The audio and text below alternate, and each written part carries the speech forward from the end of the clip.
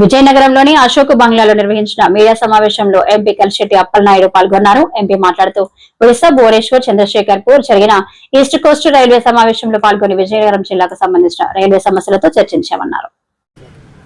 అందరికీ నమస్కారం. మన భువనేశ్వర్లో రైల్వే సమస్యల మీద రైల్వే జీఎంతో అధికారులతో ఒక సమీక్ష సమావేశం జరగడం జరిగింది.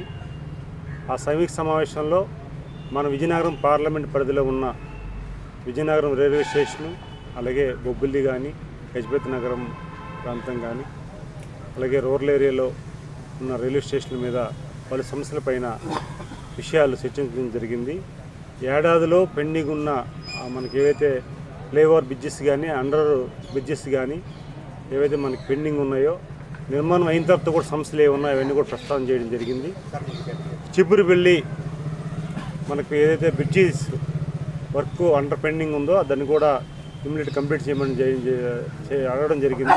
ఇమ్మీడియట్గా వారందరూ కూడా రియాక్ట్ అయ్యి త్వరలోనే మేము అది జాతికి అంకితం చేస్తామని చెప్పేసి వారు చెప్పడం జరిగింది.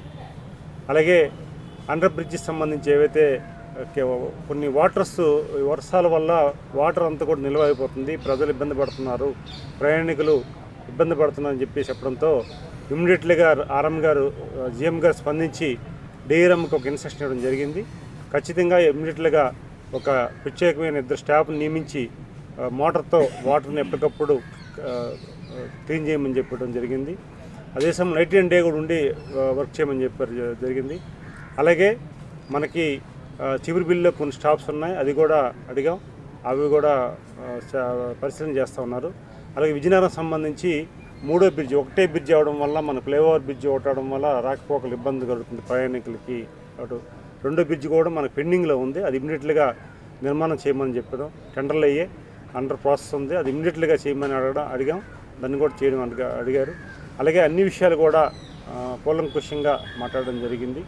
దాని మీద ఒక నివేదిక ఇవ్వడం జరిగింది. ఆ నివేదిక సంబంధించి ఒక 1 వీక్లో వారు కూడా సమాధానం చెప్తా ఉన్నారు.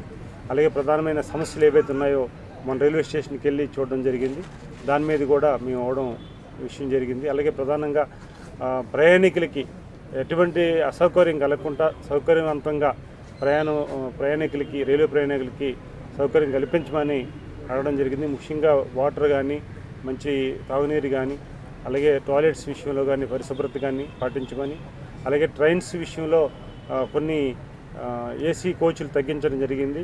అలాగే జనరల్ కోచెస్ కూడా కొన్ని బోగీలు తగ్గించడం అయింది, అవి కూడా పునర్నిర్మాణం జరగాలని, అలాగే విశాఖ ఎక్స్ప్రెస్ కానీ మనకి ఏదైతే తిరుమల ఎక్స్ప్రెస్ ఏదైతే ఉందో అది మనకి స్టాపేజ్ కొన్ని అడగడం జరిగింది కొన్ని స్టేషన్లో.